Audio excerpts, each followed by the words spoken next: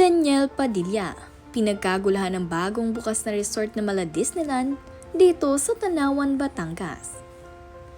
Bago ang lahat, huwag niyong kalimutang mag-subscribe at pindutin ang notification bell para maging updated sa ating mga susunod na videos. Ito ang pinakabagong tourist attraction dito sa Batangas, kung saan pinangalanan nitong J. Castle Sands.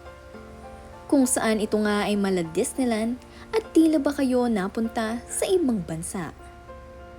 Ito ang mga attraction na inyong makikita sa loob nito.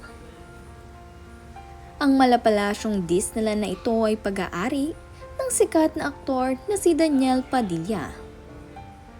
Kamakailan lamang nitong April 30 ay naganap ang birthday celebration ni Daniel dito, kung saan mayroon ngang pa-fireworks na kagaya ba sa Hong Kong Disneyland.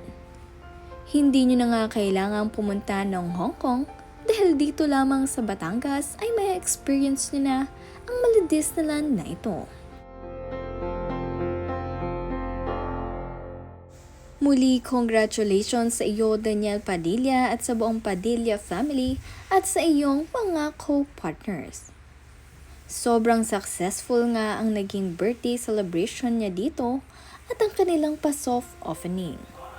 Ngayong araw ito magaganap ngayong May 1, kaya sa mga nagnanais bumisita dito sa J. Castle Sands ay maaari kayong pumunta mismo dito.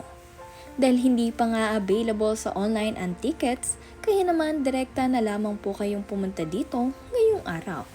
Dahil ngayong May 1, 2024 ang kanilang soft opening. Baka nga maaari nyo pang maabutan doon si Daniel Padilla. Dahil ngayong hapon ay nagpunta siya dito para sa ribbon cutting.